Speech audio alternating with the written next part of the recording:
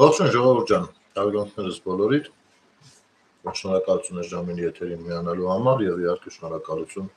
բոլոր նրանց, ովքեր օգնում են, որպեսզի մեր ալկը ավելի շատ հետևորդներ ունենա, այսինքն կիսում են, տարածում են մեր զրույցները եւ այլն։ Գիտեք ինչ, այս շփումները չափազանց կարեւոր են, ինչպես նաեւ այսօր նկատեցիք երևի թե կառավարության ծրագրի հետ կապված։ Շատերն ասում են, որ մենք երկար եթերներ չենք սիրում լսենք, շատերն ասում են, որ մեր համառոտ տեղեկատվական ինչ-որ բաներ չէ։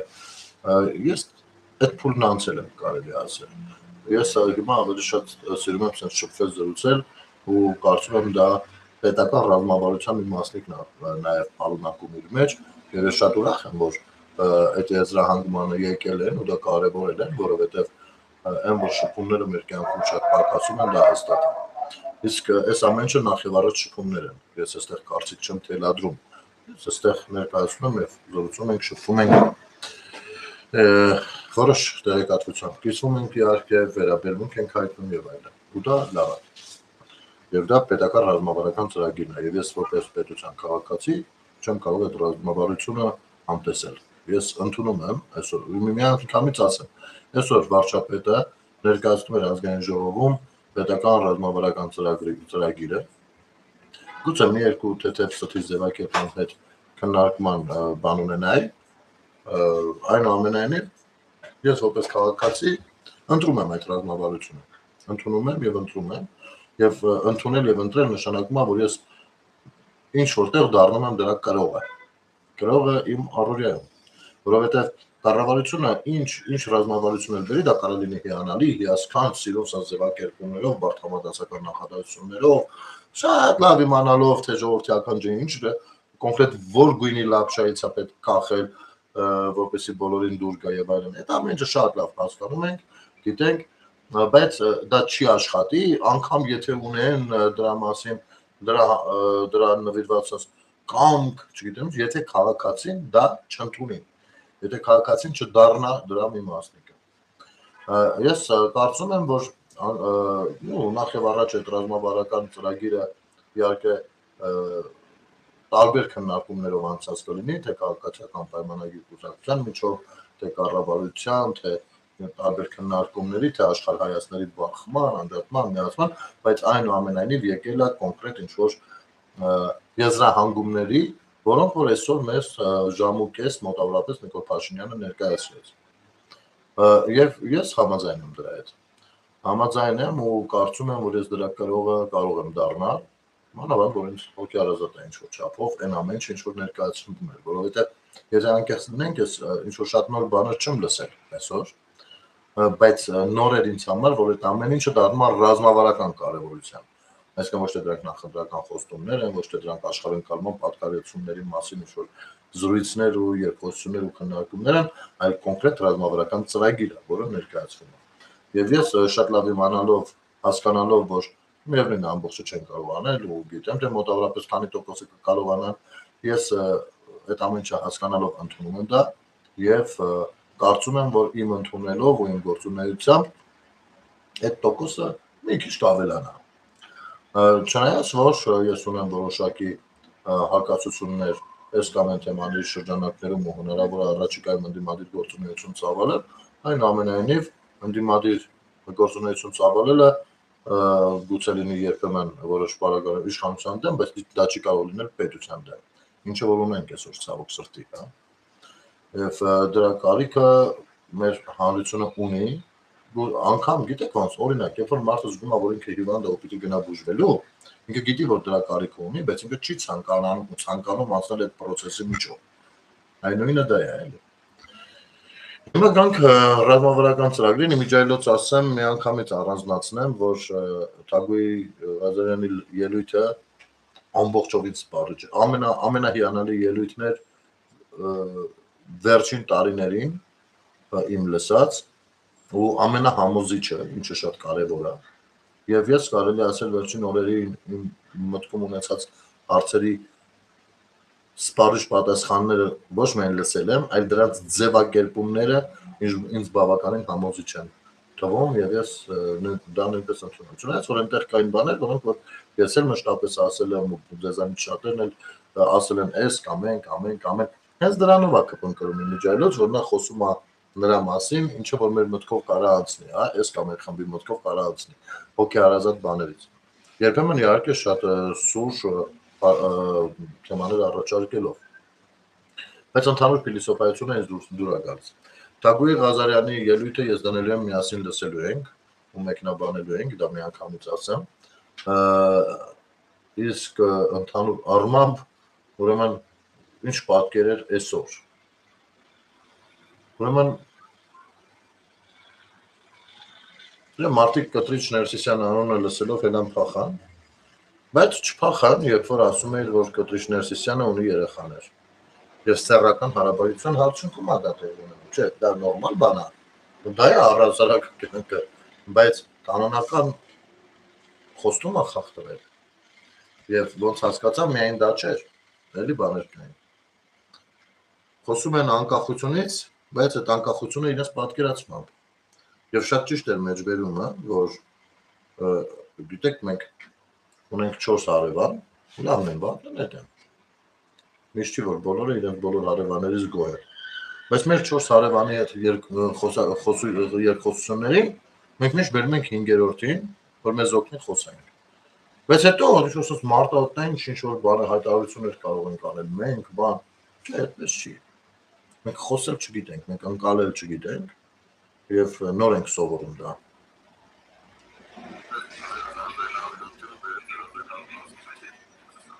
Ուրեմն մի խոսակցություն եղավ, ինչի վրա ես շատ սևեռվեցի։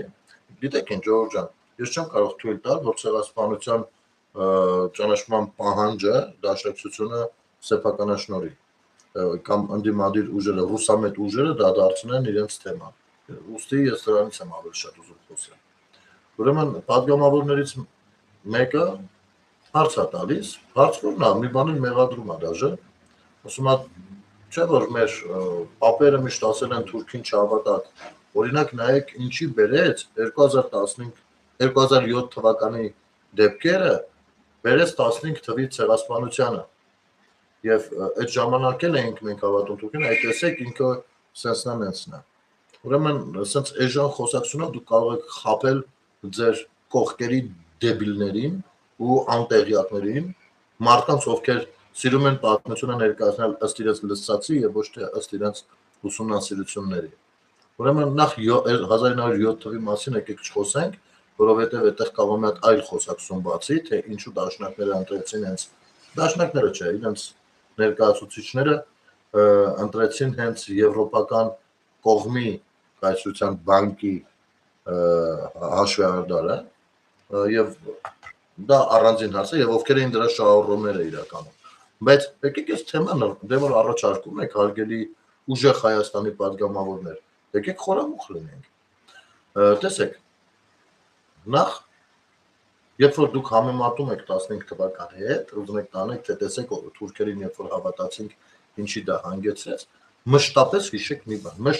հիշեք մի բան։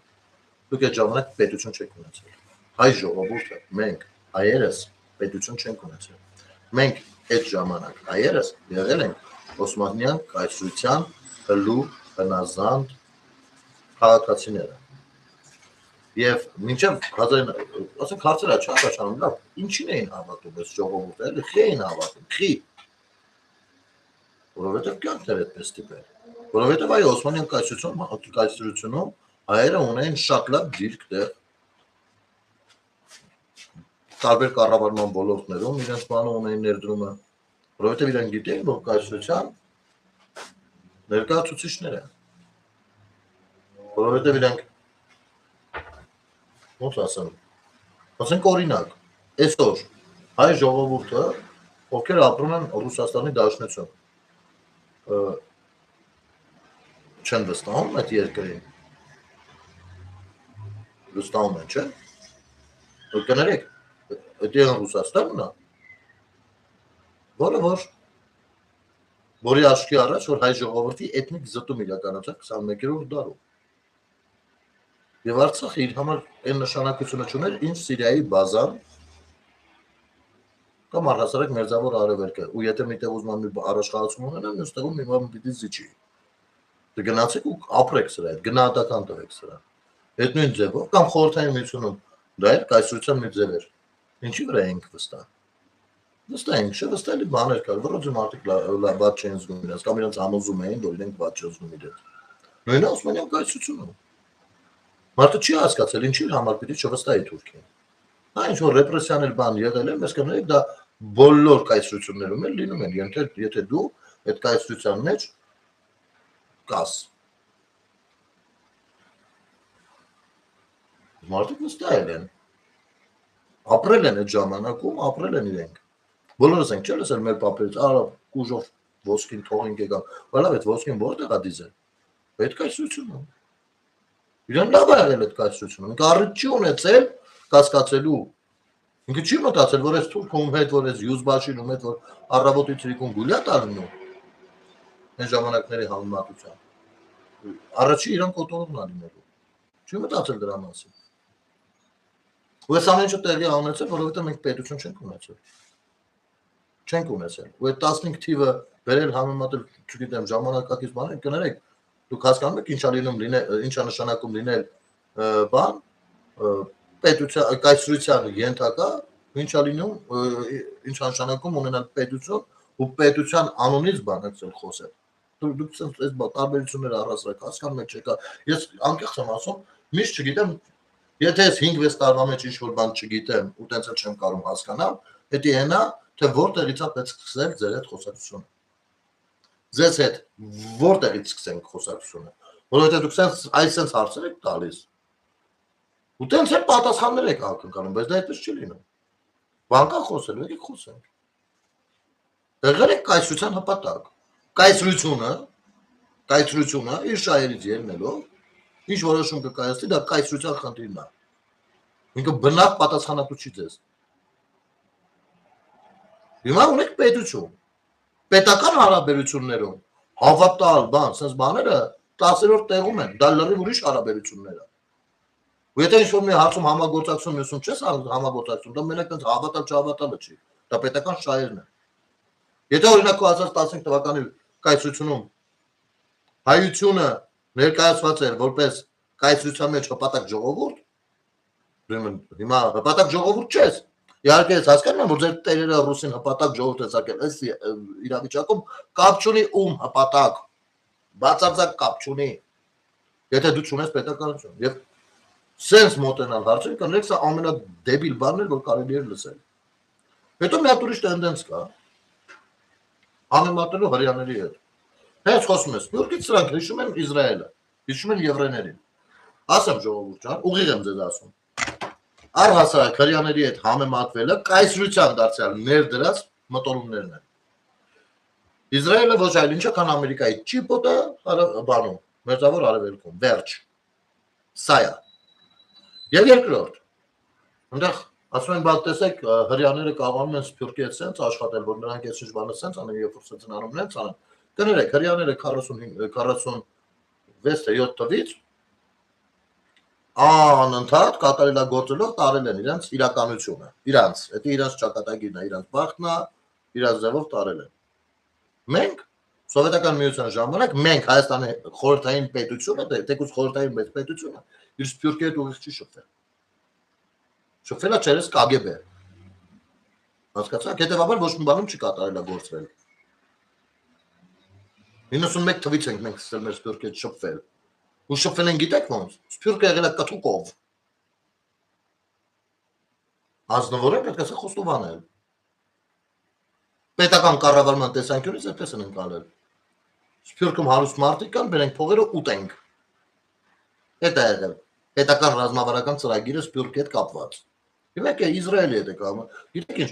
Իսրայելի հետ շատ եք ինչ-որ համեմատում։ Այդ եվրեյ խորհրդականներն են դա պատմում։ Իսկ ուզեք խոսենք Իսրայելի խնդիրներից։ Ուզեք խոսենք նրանից, որ ինչ-որ մի օր Իսրայելը շատ հնարավոր է, որ գոյություն չունենա։ Ուզեք։ Հենց հանգամանքներից մեկն էլ այն, որ ինքը ուրիշ երկրի ձեռքում ճիպոտ է։ Երբ որ այդ ճիպոտը պետք չլինի, կամ այդ ճիպոտը երբ որ չդաղի, ինքը գոյություն չի ունենալու։ Իսկ ինչ-որ մի օր գալու է այդ օրը։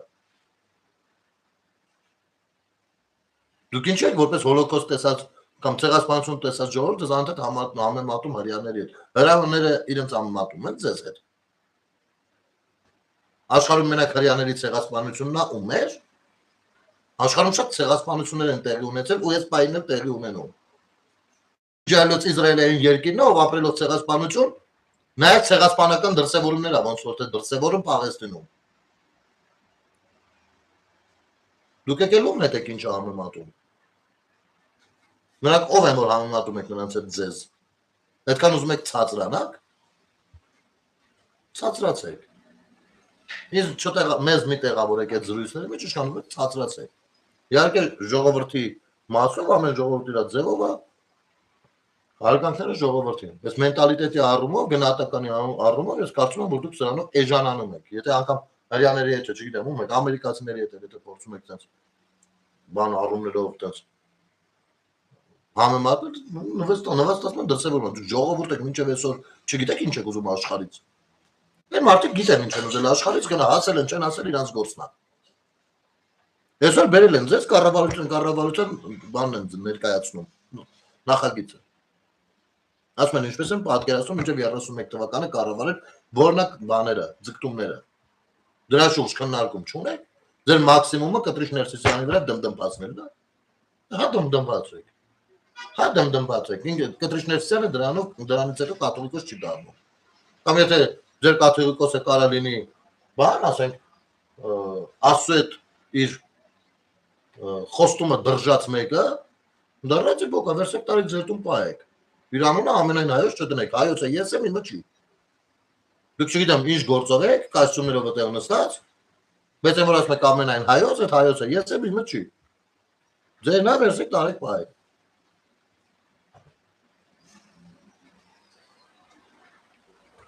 Սփյուռքի թեմաներով։ Ուրեմն ես ուզում եմ, որ այս հարցը մենք լավ հասկանանք, որպեսզի մանիպուլյացիաների տեղ չթողենք։ Նախ այո, Հայաստանը եւ ժամանակակից աշխարհը հասել են այնտեղ, որ մեզ միջնորդներ պետք չեն, հատկապես դաշնակների մասկով միջնորդներ։ Եվ դուք մռմռում եք այդտեղ, որ դուք չեք կարողացել դիվերսիֆիկացնել ձեր գործունեության բնույթը, դուք մտածել եք թե միշտ Սերժ Քոչարյանի թիվն է լինելու կամ Սերժի թիվն է լինելու։ Չեք տեղավորվել ժամանակի մեջ ու ինստիտուտները պետական պայել եք թղթաբանական առումով, հիմա է թվայնացնում։ Թղթաբանական բանի մեջ ու դες դուք լինեք ներկայացնողը։ Թե ես անկեղծ եմ ասում, ես զարմացած եմ, Սփյուռքնուր, Դաշնակնուր։ Չէ, եթե դաշնակները որպես կուսակցություն մի քանի հատ գրասենյակ ունեն մի քանի երկրում 3-4 հոգանոց, կներեք դենց համար Սփյուռքը չի։ Ես ճանաչում եմ քաղաքացիների, օրինակ Միացյալ Նահանգներում իրանահայ թևի ներկայացուցիչների, ովքեր շատ ավելին են, թե իրենց մտահոգություններով, թե իրենց պատրաստակամությամբ, թե իրենց հարցադրումներով, թե խելքով, թե գեղեցկությամբ, թե միասնականությամբ ու շատ ավելին կարող են ներկայացնել, քան դուք ամբողջ Ամերիկայում։ Բայց անգամ իրանք չեն ասում, մենք բանը Սփյուռքի անունից չգիտեմ ինչ ենք խոսում։ Ու այս թեմայի շրջանակներում ես ուզում եմ ձեզ համար ընթերցել մի խորքային վերլուծություն կոնկրետ թեմայով։ Կներեք, սա գտնեմ։ Ներողություն եմ խնդրում։ Դու եթե սրա հետ իմիջիալը Ջորջ ջան, վերջում անպայման անդրադառնալու եմ ես բանին, Թագուհի Ղազարյանին, ով վերջացրեց բոլոր տեսակ հարցադրումները։ Հիմա եկեք որպեսզի եթե շատ դրդրված ու հետաքրքրված եք Հայաստան-Սփյուռք հարաբերությունների ու դրանց տրանսֆորմացիայի հետ կապված, եկեք այս նյութը միասին ընթերցենք։ Բանը Հայաստան-Սփյուռք ներկայիս հակամարտության հետևում ուժերի հարաբերակցության մեկ դար Ռաֆիի կողմից այսօր Նիկոլ Փաշինյանի կառավարության եւ Սփյուռքի որոշ պատմական կառույցների առաջին հերթին հայ հեղափոխական դաշնակցության միջև արկա հակամարտությունը հաճախ ներկայացվում է որպես աննախադեպ խզում։ Կարծես թե ներկայիս իշխանությունն է հորինել ավանդական կազմակերպությունները շրջանցելու եւ արտերկրում սեփական զրուցակիցներին ընտրելու քաղաքականությունը։ Յանք սկզբից։ Սակայն պատմությունն այլ բան է պատմում։ Մոտ մեկ դար է Հայաստանի եւ նրա Սփյուռքի հարաբերությունների միջև անցնում է նույն հարցը։ ով ունի Հայաստանի սահմաններից դուրս հայկական շահը սահմանելու եւ ներկայացնելու օրինականությունը։ Պետք է օրինական լինի։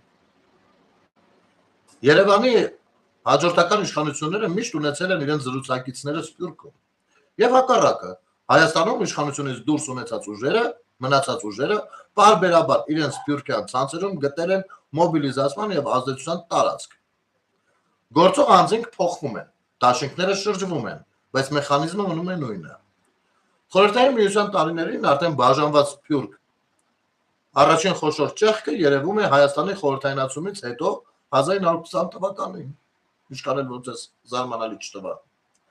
ԲՅԴ-ն ղեկավարել էր Հայաստանի առաջին հանրապետությունը 1918-ից մինչև 1920 թվականը։ Խորհրդայնացումից հետո այն արգելվեց, իսկ ղեկավարների մի մասը հաստատվեց Սփյուռքում, որտեղ ստեղծեց հզոր քաղաքական, հասարակական, մշակութային, կրթական եւ մամուլի կառույց։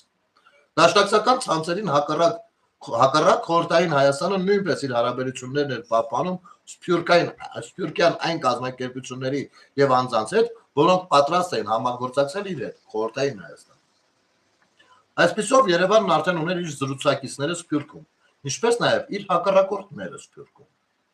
Այն սկզբունքը, որը ոմանք այսօր ներկայացնում են որպես Փաշինյանի կառավարության գյուտ,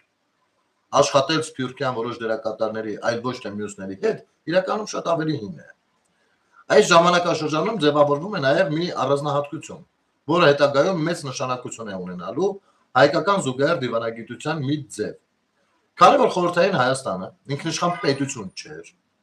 այն չէր կարող ազատորեն վարել իր արտաքին քաղաքականությունը։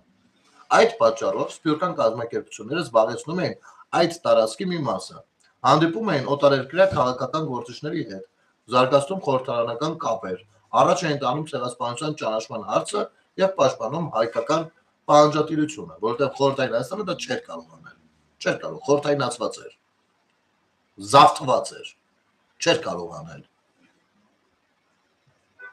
Թշնամին էր մեր, խորհրդային միությունը մեր թշնամին էր ու մեզ զավթել էր։ Չէր կարող անել դա։ Պիտի մոռանար ցեղասպան։ Այս ժամանակ պիտի ուրանար ցեղասպանությունը դուք ո՞նց եք ուզում ձևակերպեք, այդպես ձևակերպեք։ Ու գնահատական տվեք։ Ոչ թե ռուսամետներով եկեք նստեք, այդտեղ կոկորտները պատրեք, բաց սրբազանի վրա դմդմացեք։ Շարունակենք։ Այս գործառույթը պաշտպանական անհրաժեշտությունից էր բխում։ Հայաստանը չէր կարող ազատորեն խոսել իր անունից։ Սակայն տասնամյակներ շարունակ նման ձևով գործելու արդյունքում ձևավորվեց նաև կայուն քաղաքական մշակույթ։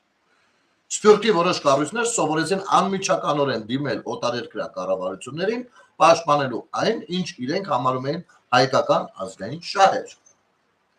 Այս գործառույթը պահպանվեց նույնիսկ այն հանգամանքների վերացումից հետո, որոնք այն անհրաժեշտ էին դարձրել։ Տեր-Պետրոսյան, հակամարտությունը փոխում է իր բնույթը։ Ղարաբաղյան շարժման, ապա խորհրդային միության փլուզման հետ հակամարտությունը չի անհետանում։ Այն փոխում է իր բնույթը։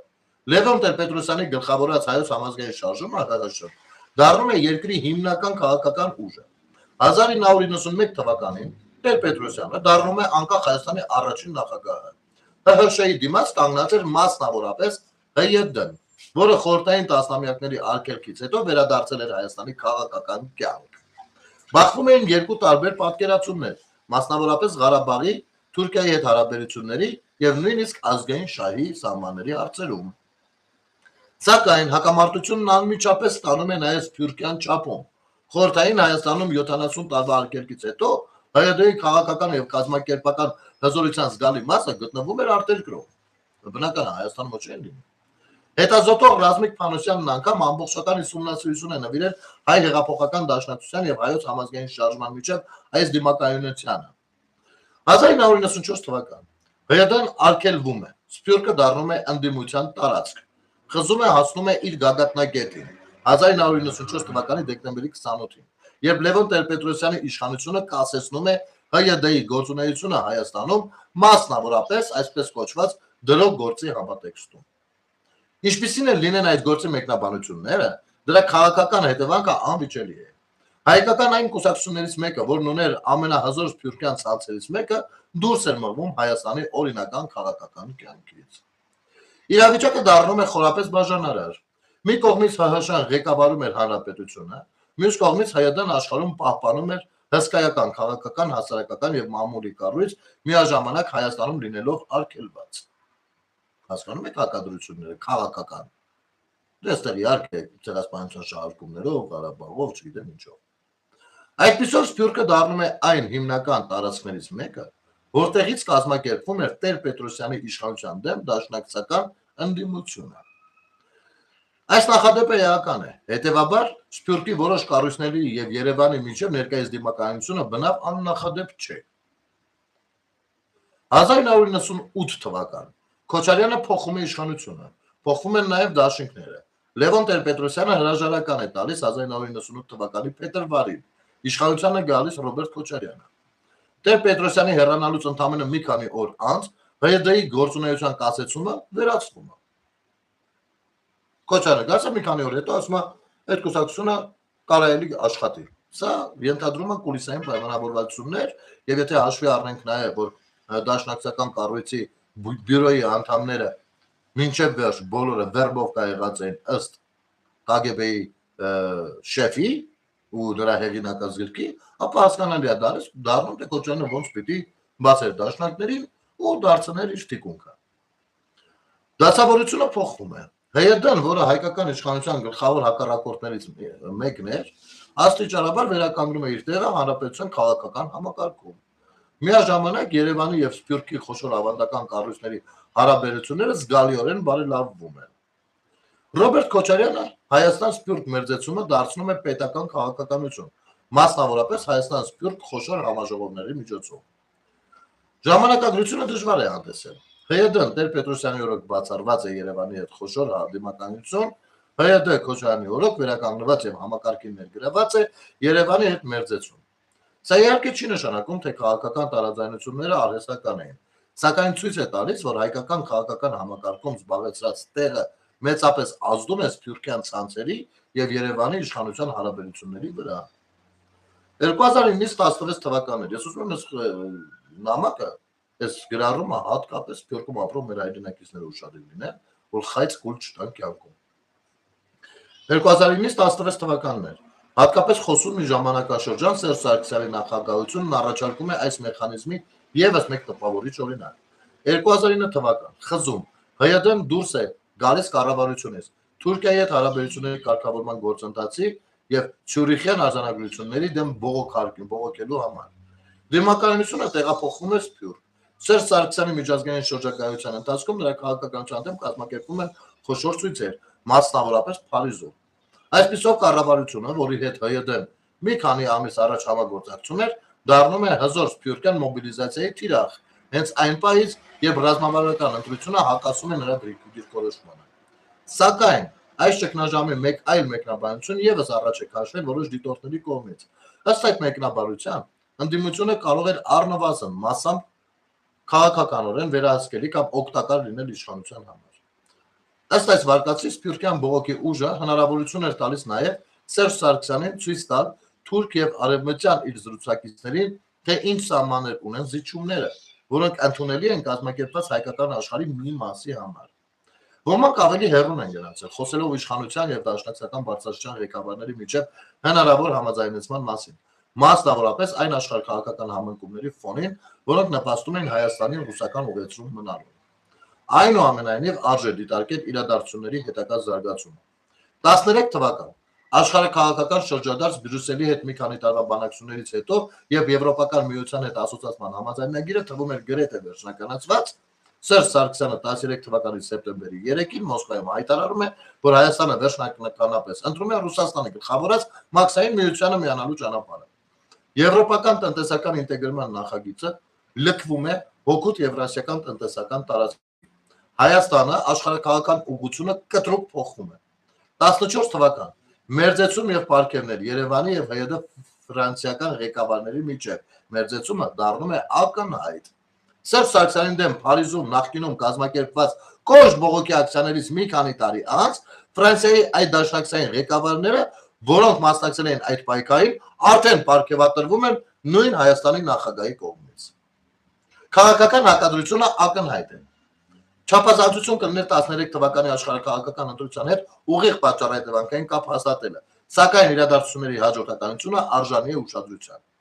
16 թվական վերադարձ կառավարություն վերջի վերջո քաղաքական հաշտեցումը պաշտոնապես ամրագրվում է։ Կոալիցիայից հեռանալուց գրեթե 7 տարի անց ՀՅԴ-ն 2016 թվականի փետրվարին պաշտոնապես վերադառնում է Սերժ Սարգսյանի կառավարություն, ստանալով մասնավորապես 3 նախարարական պորտֆել։ Հաջորդականությունը տպավորիչ է։ 2009 թվական խզում կառավարությունից դուրս գալ եւ Սերժ Սարգսյանի սփյուռքյան մոբիլիզացիա, 2013 թվական Եվրոպական միության հետ ասոցիացիան համաձայնագրի նախագծից հրաժարում եւ Ռուսաստանի շուրջ ձևավորվող Եվրասիական տնտեսական ինտեգրման ընտրություն, 2014 թվական ակնհայտ մերձեցում ՀՅԴ-ի այն ֆրանսիական ղեկավարների հետ, որոնք նախկինում մասնակցում են բողոքի շարժմանը, որոնցից մի քանիսն այժմ պարգևատրվում են Հայաստանի նախագահի կողմից։ 2016 թվական ՀՅԴ-ի վերադարձ նույն Սերժ Սարգսյանի կառավարություն։ Այս ժամանակագրությունը չի ապացուցում, որ 2009 թվականի բողոքի շարժումը կազմակերպվել էր իշխանության հետ համաձայնությամբ, սակայն այն թույլ չի տալիս այն ներկայացնել որպես անհաշտելի խզման պատմություն։ Սերժ Սարգսյանի դեմ իր ցանցերը մոբիլիզացնելուց 7 տարի անց ՀՅԴ-ն կրկին մտնում է նրա կառավարություն։ 18 թվական Փաշինյանը կրկին փոխում է հավասարակշռությունը։ 18 թվականին Նիկոլ Փաշինյանի իշխանության գալը նորից շրջում է նախորդ 2 տասնամյակներում ձևավորված համակարգը։ Նա իշխանության է գալիս բացահայտորեն հակադրվելով Քոչարյան-Սարգսյան համակարգին եւ նրա դաշնակից ՀՅԴ-ին։ Աստինճանաբար ձևավորվում է պետության եւ Սփյուռքի հարաբերությունների այլ պատկերացում։ Սփյուռքը հսկայական մարդկային, մշակութային, տնտեսական եւ քաղաքական ուժ է, սակայն այն Հայաստանի Հանրապետության ինքնիշխանությանը մրցակից իշխանության կենտրոն չէ։ Երբ այսօր որոշ կազմակերպություններ մեղադրում են կառավարությանը Սփյուռքում սեփական զրուցակիցներին ընտրելու մեջ, պատմությունը ստիպում է հարաբերականացնել այդ մեղադրանքը։ Երևանի բոլոր իշխանություններն ունեցել են իրենց զրուցակիցները Սփյուռքում։ Խորհրդային Հայաստանն ուներ, Տեր-Պետրոսյանն ուներ, ՀՀՇ-ն ուներ, Քոչարյանն ուներ, Սարգսյանն ուներ եւ այժմ Փաշինյանն ունի։ Փոխվում են զրուցակիցները եւ ուժի հարաբերակցությունը։ ՀՅԴ-ն Սփյուռքը չէ։ ՀՅԴ-ն հայկական աշխարհի պատմական կազմակերպություն է, նրա դերը Հայաստանի ժամանակակից պատմության եւ բազմաթիվ սփյուռքյան համայնքների կառուցվածքային ձևավորման մեջ իրական է։ Սակայն ՀՅԴ-ն Սփյուռքը չէ։ Այն Սփյուռքի կազմակերպված բաղադրիչներից մեկն է։ Հին պատմությունը ստեղծում է պատմական լեգիտիմություն։ Ներկայությունը ստեղծում է ազդեցության հնարավորություն։ Ակտիվ գործունեությունը ստեղծում է քաղաքական ուժ։ Սակայն այս գործոններից ոչ մեկը համընդհանուր մանդատ չի ստեղծում, որը թույլ կտար խոսել Հայաստանի սահմաններից դուրս ապրող բոլոր հայերի անունից։ Եվ կա մի հիմնարար տարբերություն։ Հայաստանի Հանրապետությունն ունի սահմանադրական ինստիտուտներ, որոնք իրավասու են վարելու նրա արտաքին քաղաքականությունը։ Զուգահեռ դիվանագիտության ավարտը հավանաբար հենց այստեղ է գտնվում ներկայիս իրական հակամարտությունը։ Տասնամյակներ շարունակ Սփյուռքը զարգացրել է զուգահեռ դիվանագիտության մի ձև, որովհետև Հայաստանը չէր կարող ազատորեն խոսել աշխարհի հետ։ Այդ գործառույթը պատմական պատճառ ուներ եւ զգալի դեր է կատարել։ Սակայն անկախ Հայաստանը այլևս խորհրդային Հայաստանը չէ։ Այն ունի կառավարություն, արտաքին գործերի նախարարություն, դեսպանություններ եւ անմիջական դիվանագիտական հարաբերություններ։ Պետություններին միջնորդներ պետք չեն։ Կառավարությունները խոսում են անմիջապես կառավարությունների հետ։ Փարիզը խոսում է Երևանի հետ, Վաշինգտոնը խոսում է Երևանի հետ, Բրյուսելը խոսում է Երևանի հետ։ Սփյուռքը պահպանում է ազդեցության հսկայական ներուժ։ Այն կարող է զարգացնել քաղաքական եւ տնտեսական ցանցեր, պաշտպանել հայկական հիշողությունը, նպաստել ներդրումներին եւ ամրապնդել Հայաստանի միջազգային ներկայությունը։ Սակայն դիվանագիտության վրա ազդելը եւ դրա փոխարեն հանդես գալը երկու տարբեր բաներ են։ Հնարավոր է հենց այս սահմանն է, որ որոշ պատմական կառույցներ այսօր դժվարությամբ են ընդունում։ Մի կազմակերպության ազդեցության նվազումը Սփյուռքի թուլացում չէ։ Արտոնյան միջնորդի դերի կորուստը հարձակում չէ արտերկրում ապրող հայերի դեմ։ Դա կարող է պարզապես նշանակել, որ Հայաստանը ցանկանում է ինքնուրույն իրականացնել իր ինքնիշխանությունը։ Այս առումով վերջին 100 տարվա պատմությունը խոսում է։ Երբ ՀՅԴ-ն բացառվել կամ հեռացվել է Երևանի իշխանությունից, նրա սփյուռքյան ցանցերն ավելի շատ վերածվել են դիմակայունության տարածքների։ Երբ այն կրկին տեղ է ստացել հայկական քաղաքական համակարգում, այդ դիմակայությունը թուլացել է եւ կարողացել տեղը զիջել սերտ համագործակցությանը։ Դա տեղի ունեցավ Տեր-Պետրոսյանի օրոք, շարժումը հակառակ ուղղությամբ շրջվեց Քոչարյանի օրոք 2009-ից մինչև 16 թվականների Սարգսյանի ժամանակաշրջանը դրա եւս մեկ օրինակ է եւ 2018 թվականից ի վեր ՀՅԴ-ն կրկին հայտնվել է ընդդիմության մեջ հեսա շարունակեմ մի հատ այստեղ մի բան ուրեմն այսինքն երբ որ ինքը այստեղ չի ստանում իր ուզածը ինքը փորձում է ելնելով նրանից որ ինքը դրսում ունի որոշակի ազդեցություն իհարկե փոքր բայց ունի այդ ազդեցությունը ունի կապերը խողովակները ներկայացրել է մի 100 տարի հայկականությունը իր արևին ինքը փորձում է ճնշելով ազդել ներքաղաքական process-ների վրա իր դրսում ունեցած ներուժը հենց որ այստեղ ինքը իշխանությունը այլ խնդիր չունի այդ դա է նաև պատճառը որ սփյուռքյան ՀՅԴ կառույցները երբեք չեն մեղադրել ոչ Խոչանին ոչ Սերժին թե ինչու են բանակցում Արցախ հանձնելու շուրջ այդ ժամանակ հայրենասիրությունը իրաց մեջ չի եռացել ինչու են հանձնում Գորիս Կապան ճանապարհ ինչու են հանձնում անկլավեր իրենց մեջ որևէ բան չի եռացել իրանք այդ ազդեցությունը հնուց ճառանգը պահում են դրա կարողը չեն այլևս իրանք KGB-ի վերբով կայացած երևույթներ են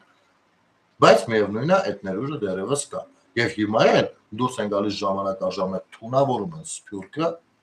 արտելություն են սերմանում այնտեղ օգտվելով իրենց որոշակի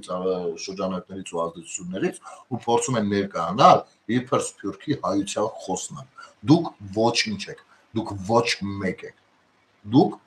մեկ եք դուք մաքսիմում կարող եք լինել այն երկրի քաղաքացի որտեղ որ ապրում եք ազգությամբ հայ ով շատ է ուզում որ հայության մասին ինչ-որ մի բան անի այդ էլ կասկածելի է բայց վերջացնում եմ ժողովուրդ ջան ուստի ներկայիս երևույթը նոր չէ նորը սակայն այն է որ ինքնիշխան հայկական պետությունն այսօր կարող է անմիջականորեն վարել իր միջազգային հարաբերությունները առանց կախված լինելու այն կառույցներից որոնք նախկինում այդ գործառույթն իրականացնում էին նրա փոխարեն այն որ ասում եմ որ արտգործնախարար կյանքում մենք չենք նշանակել միշտ Կրեմլն է նշանակել այս խոսակցության շրջանակներում մենք երբեք աշխարհի հետ ինքնուրույն չենք խոսել ինքնուրույն խոսածած չկա մենք նոր ենք սկսում աշխարհի հետ ինքնուրույն խոսել եւ աշխարհը նոր է սկսում մեզ ընկալել որպես ինքնուրույն խոսող բայց աշխարհը դեռևս համոզիչ քայլերի է սպասում այսօրվա որոշ դիմադրությունների հետևաբար գուցե ավելի քիչ է Սփյուռքի պաշտպանությունը քան 20-րդ դարից ժառանգված մի հին երազանքը շարունակելու ցանկությունը հայկական զուգահեռ դիվանագիտության գաղափարը մի դեր որն իմաստ ուներ այն ժամանակ երբ Հայաստանը չէր կարող խոսել իր անունից բայց այսօր Հայաստանն այլևս կարիք չունի որ ուրիշները խոսեն իր փոխարեն Հայաստան Սփյուռք ներկայիս հակամարտության հետևում ուժերի հարաբերակցության մեկ դար այո ժամանակները փոխվում են գործելավոճը նույնպես գործունեության բնույթն անգամ նպատակներն են փոխվում եւ եթե դուք կարծում եք որ ձեր միջոցով պիտի կապվեն Հայաստանն ու պաշտոնական Երևանն ու պաշտոնական Փարիզը չարաչար սխալվում եք դուք կարող եք նպաստել ինչ-որ process-ների բայց դուք չեք կարող լինել միջնորդը զրուցակիցը եթե դեմ եք գնում Հայաստանի ընտրած քաղաքականության ու ռազմավարությանը այստեղ է խնդիրը նաև եւ այս պատկերացումների շրջանակներում շատ բախումն է եւ այո դաշնակները հենց այդպես ուզում եք դաշնակներ ուզում եք Սփյուռքում դաշնակները ուլի պես խելոքանան ով է ուզում որ էլ կյանքում դաշնակի ձեմ չլսեք Սփյուռքում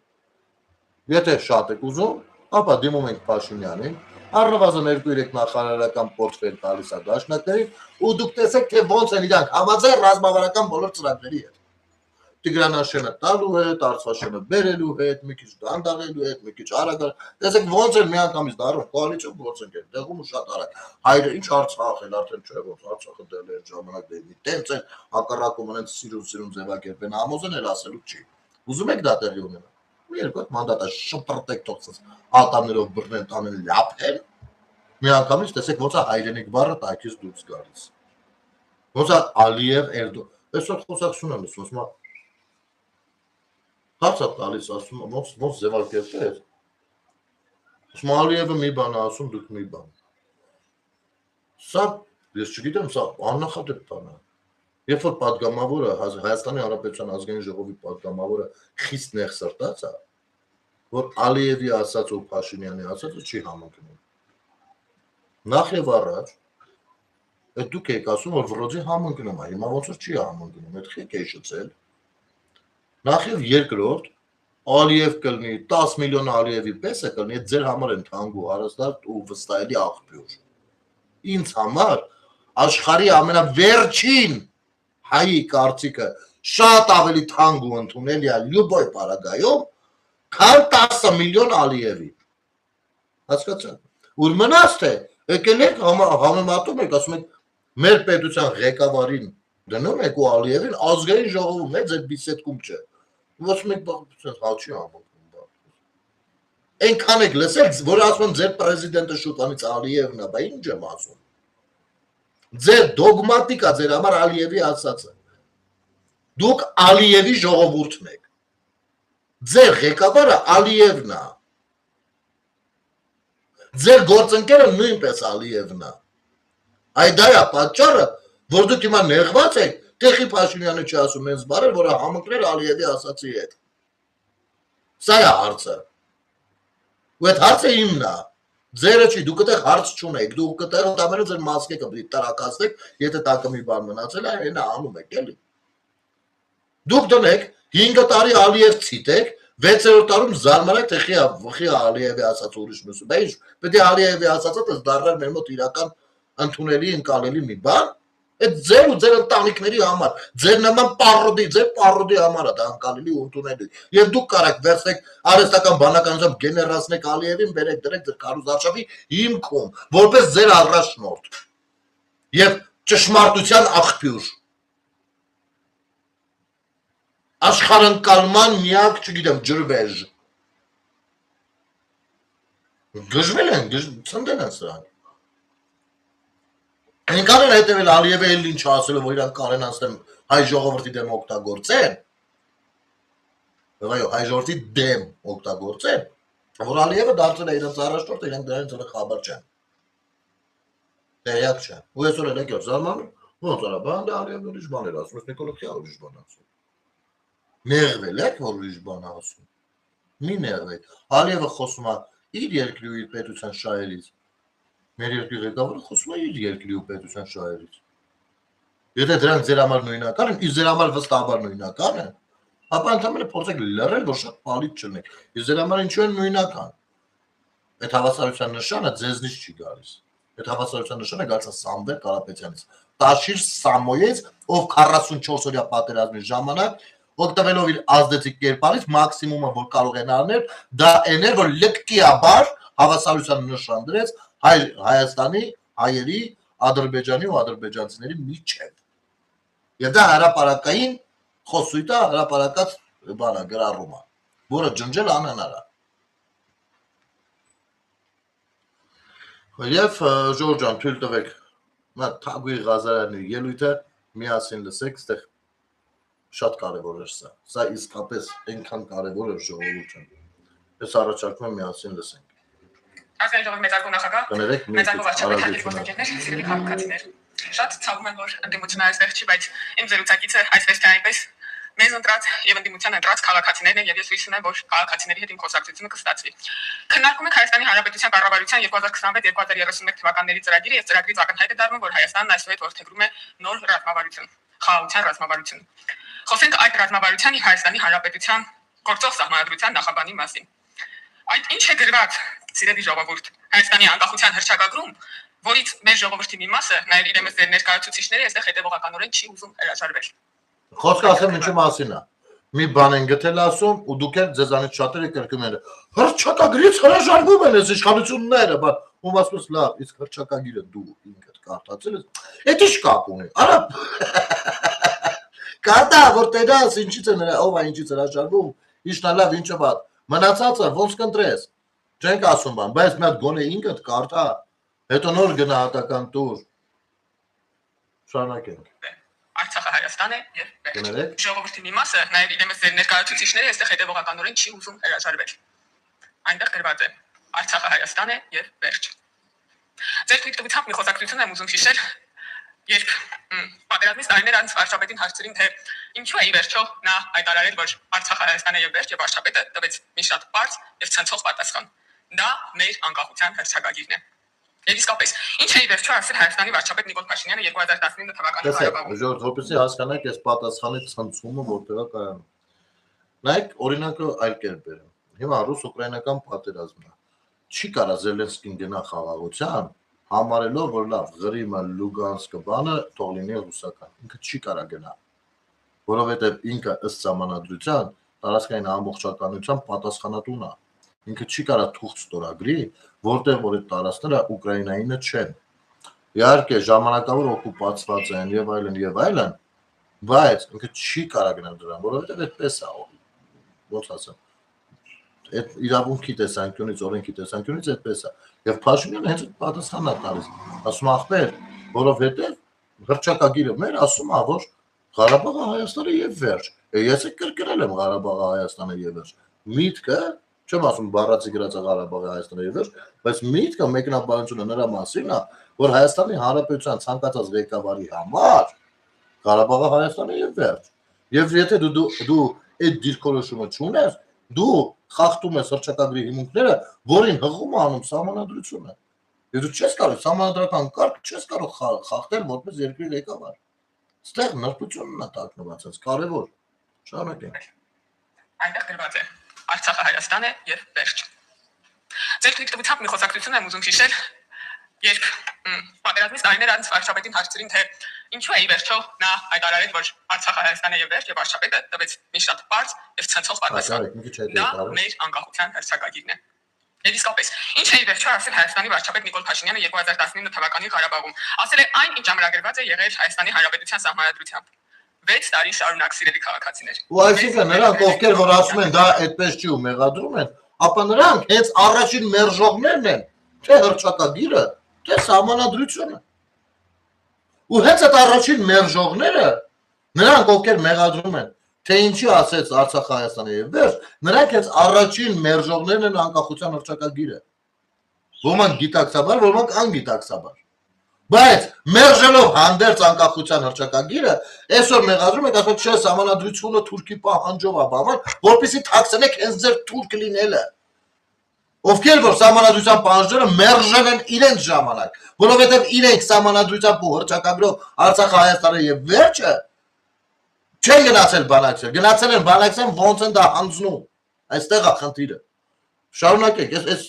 հազարագույն ելույթ է, լուրջ եմ ասում, սա կարելի է մի քանի օր ժամանակ լսել դետալների մեջ ավելի ու ավելի խորանալու։ Լսենք։ Համար 6 տարի շարունակ ձեզ համոզել են, թե 44-օրյա պատերազմի պատճառը անկախության հռչակագիրն է եղել, եւ այդ արտահայտությունն է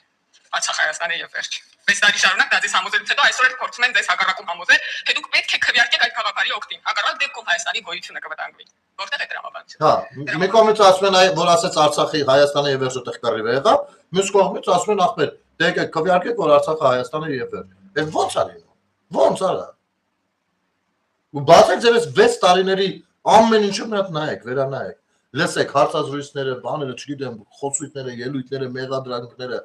Նայեք, այս դրամաբանության շրջանակներում է։ Ինչպես եւ ընդդիմությունը լքել է դահլիճում։ Սիրելի քաղաքացիներ,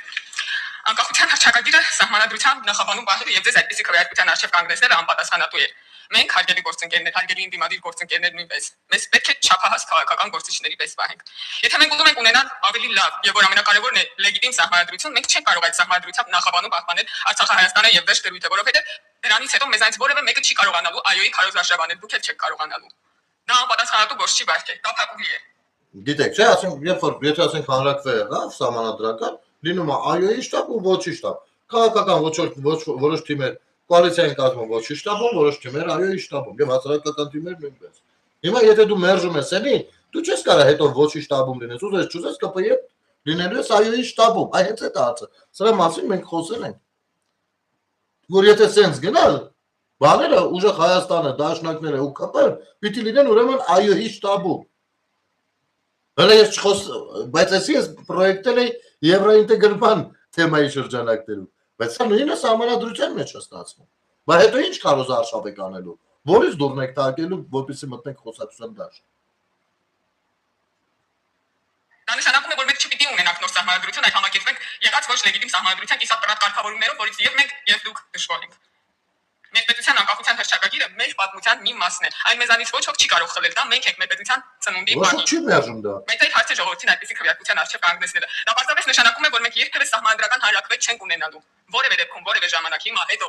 Այս հարցը միշտ լինելու է։ Սահմանադրական հանրակրվեի ժամանակ այս հարցը կանգնելու է մեր առջև։ Ղարաբաղյան շարժումը մեր պատմության մի մասն է, դա մեզանից ոչ ոք չի խլելու։ 44-օրյա պատերազմը մեծ ցավն է, դա մեզանից ոչ ոք չի խլելու։ Բայց այստեղ հարցը ապագայի մասն է, ոչ թե մեր անցյալ պատմության եւ ցավերի։ Սիրելի քաղաքացիներ, ձեզ մոլորեցնելու համար ընդդիմադիր քաղաքական գործիչները հաճախ մեջբերում են Ադրբեջանի նախագահին, ով նույնպես ինչ որ առիթով կամ առիթներով խոսել է այս հարցի մասին։ Ձեզ անդադ ասում են, լսեք, թե ինչ է ասում Իլհամ Ալիևը։ Ես առաջարկում եմ, լսեք, թե ինչ ենք ասում ինքներս, երբ խոսում ենք այս թեմայի մասին։ Մեր ներքին խոսակցություններում անընդհատ դրսի դերակատարներին հրավիրելով մասնակցելու մեզ զրկում ենք իրական խոսակցության հնարավորությունից եւ լծակներ ենք տալիս այդ դերակատարներին որոշել թե ինչն է մեզ համար ճիշտը, ինչը սխալը, ինչն է մեզ համար լավ ու ինչը վատ, հետեւյալ դրամաբանությամբ։ Այն ինչ ասում է Ադրբեջանի նախագահը մեզ համար սխալ է ու վատ, հետեւաբար բոլոր դեպքերում անվերապահորեն պետք է անել դրա հակառակը։ Յանի նրանք այդ հաշվարկը չեն անում։ Մի քանի անգամ մենք էլ ենք ասել, իրենք չեն անում այդ հաշվարկը, տեսնում են աշխատում, շեշտում են, հետո որ ընդդիմադիրը փասվերցի տանի, որովհետև ընդդիմադիրը առաջարկ չունի, ասելիք չունի։ Ինքը բացի Ալիև ցիտելուց ուրիշ ասելիք չունի։ Այդ տեսեք Ալիևը դեմ է, որ ըստ էս ինչ բանին։ Հա, ուրեմն մենք կողմ ենք ախպեր։ Այդ տեսեք Ալիևը կողմ է, որ համանadությունը փոխվի։ Հա, ուրեմն մենք դեմ ենք ախպեր։ Հայաստանում նստած Ալիևի դեմ ենք պայքարում։ Ու հեշտ չեք մտածում, որ Ալիևը ձեր միամտությունը, ապուշությունը հաշվարկած ինչ ուզի կարող խոսա։ Ինչ ուզի, հասկանալով, որ ինքը կարող ազդի հայաստանյան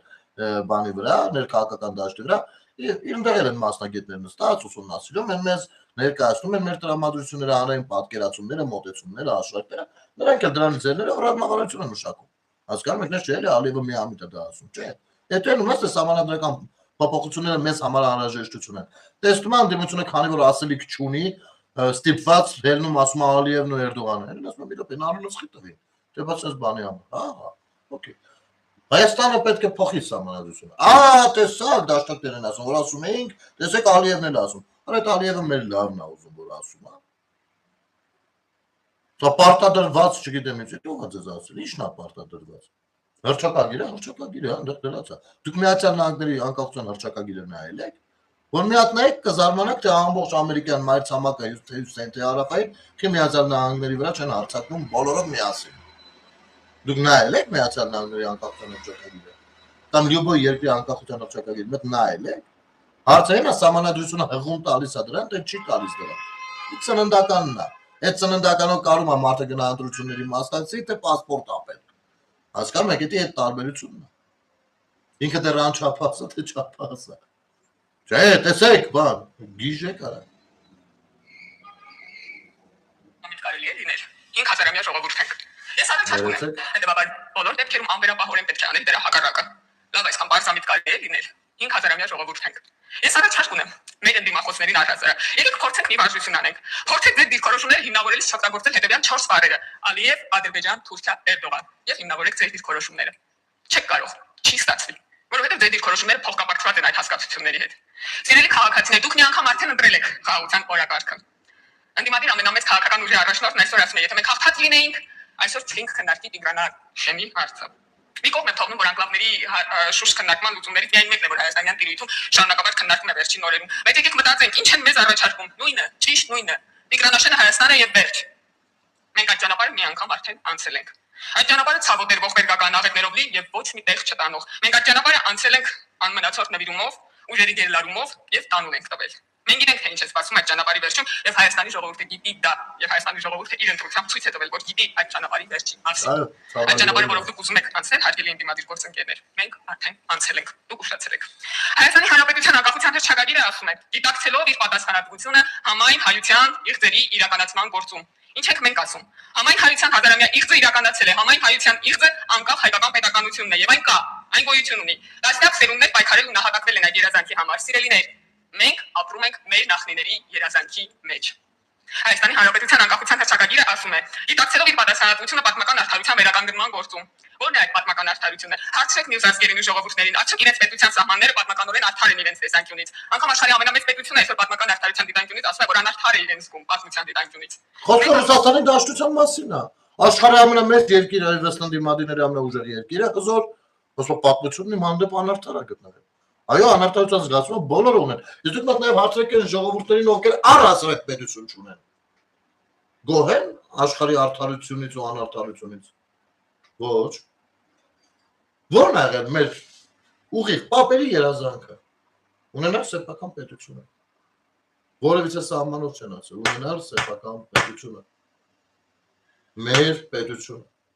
թե ինչու, դա նույնպես երկար խոսելիք է։ Եվ հիմա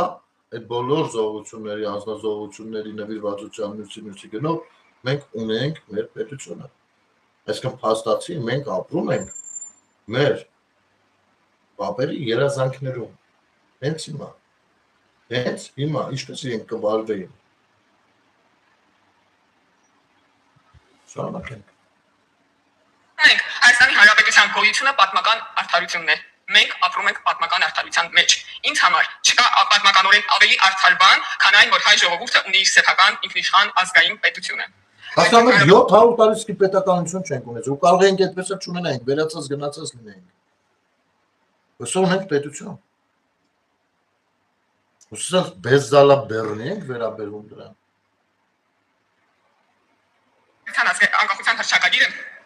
90 թվականին իդեպ ասում է Գերագույն խորհուրդը հռչակում է անկախ պետականության հաստատման գործընթացի սկիզբը։ Մենք ասում ենք հայկական պետականության հաստատման գործընթացն ավարտված է։ Հայկական պետականությունը հաստատված է Հայաստանի Հանրապետության 29743 քառակուսի կիլոմետր տարածքում։ Հայաստանի Հանրապետությունը կատարյալ է, ամբողջական եւ անթերի։ Հայկական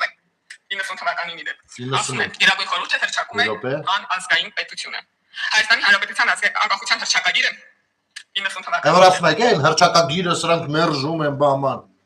Նայեք հռչակագիրն ինչա ասում։ Կներեք։ Անազգային պետությունը։ Հայաստանի Հանրապետության անկախության հռչակագիրը 90 թվականին իդեպ ասում է Գերագույն խորհուրդը հռչակում է անկախ պետականության հաստատման գործընթացի սկիզբը։ Անկախ պետականության հաստատման գործընթացի սկիզբը։ Չենք ունեցել մենք պետականություն։ Հռչակել են այդ գործընթացի սկիզբը։ Այն 91-ին ինչ-որ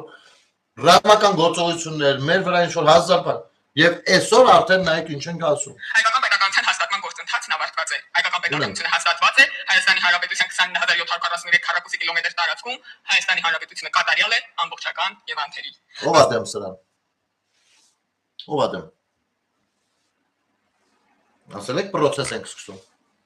Հայաստանի Հանրապետության անկախության դուք չեն խորացել, չէ՞, ինչերի հետ բան, մինչև Ուրմիալիչ, ընդերից միջերկրական ծով, չէ։ Հայաստանի Հանրապետության այս տարածքների մասին է խոսքը։ Ու սկսվում է process-ը։ Մենք եկեք հարգենք մեր նահատակներին, լուրջ եմ ասում, ու հարգենք մեր նախնիների երազանքը։ Մենք հիմա կարող ենք հայտարարել, որ մենք ունենք այդ պետությունը, ու ապրում ենք այդ երազանքներում։ Ու սա երազանքի երկիրն է։ Ու մենք երազանքի սերունդն ենք նաև։ Հազարամյա հայ ժողովրդի տառապանքների եւ երազանքների արդյունքն է Հայաստանի Հանրապետությունը։ Հայաստանի Հանրապետությունը հայկական ինքնության պահպանման ամենաամուր երաշխիքն է։ Իսկ ո՞րն է մեր անելիքը։ Մեր քաղաքական գործիչներից անելիքը այսօր հայկական պետականությունը պահպանել է, զարգացնել է եւ սերնդեսերունդ փոխանցել պետք է լինի։ Իսկ որ ամենակարևորն է, այս պետականության հիմքում ականներ չշարել է։ Այլ կերպ ասած, եթե զարգացման եւ փոխանցման օրակարգում ոչինչ չեք կարողանում անել, ուրեմն գոնե ոչինչ մի արեք։ Շնորհակալություն։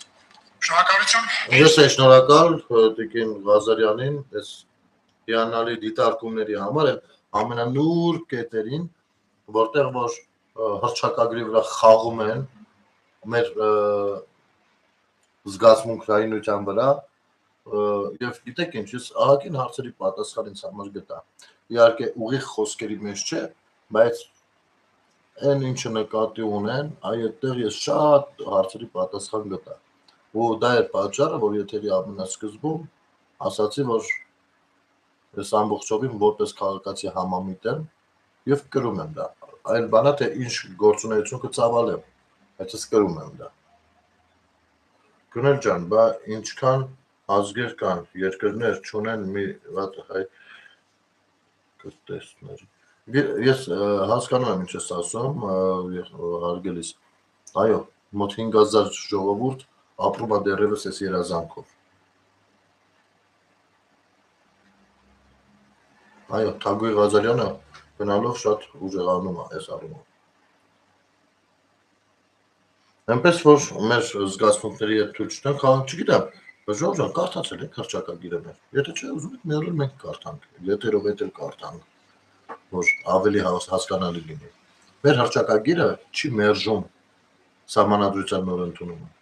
Սահմանադրության ընդունումն է, պարզապես օրենքի առումով հղում չի կարող։ Հիմա էլի միջայլոց չի անում հղում։ Պարզապես դուք ֆիքսվում արդ։ Ու վարչապետի ելույթից էլ հարց ու պատասխանից էլ շատ բաներ կառանձնացնեի,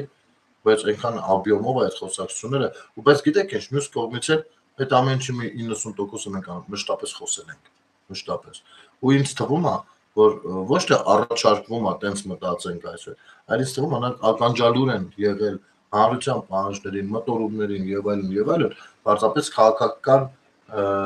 ձևակերպում են տվել այդ ցանկություններին, պահանջներին ու խոսակցությանը։ Ինձ այդպես է թվում։ Մնացածը տեսնենք ինչ կստացվի։ Լավ է, Ժողովուրդ ջան, եկեք եզրափակենք այսքանով։